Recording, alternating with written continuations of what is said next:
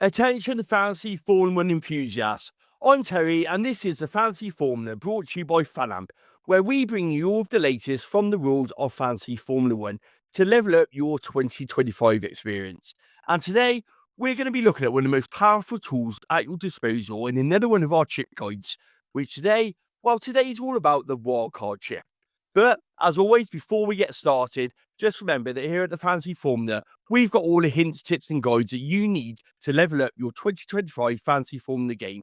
So be sure to check out all the other guides listed in the description below and make sure that you're subscribing and following for all the latest. Right, let's get back to the wildcard chip.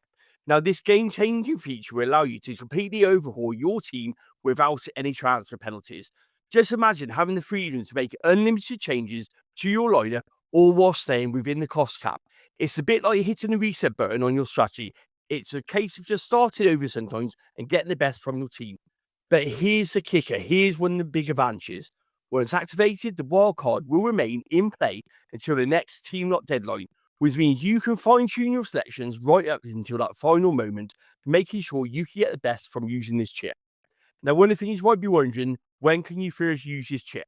Well, it only becomes available after your team has completed the opening race in Australia, and it can only be used like the other chips once during the course of the season. So why can't you use it for the opening race? Well, because there's already no limit on the transfers you can make for the start of your Formula 1 fantasy, so there's absolutely no need to use this chip then. So when can you use your wild card? Well, you're looking at after a string of poor performances, when you can spot an opportunity to capitalise on upcoming tracks. Just remember, last season we saw 4 constructors capable of getting the win. It's also a handy chip when a big upgrade package has arrived and you feel the team has got a new increased performance. I'm thinking last year, McLaren after Miami.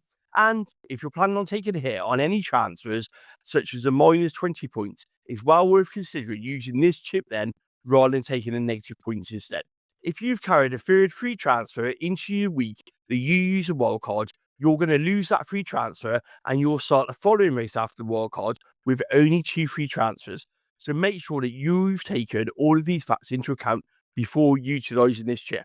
Make sure that you're following us here on the Fantasy Formula brought to you by Fanamp, as we're going to be bringing you previews, live deadline streams, articles, guides, interviews, and much more to level up your 2025 Formula 1 fantasy team for this season.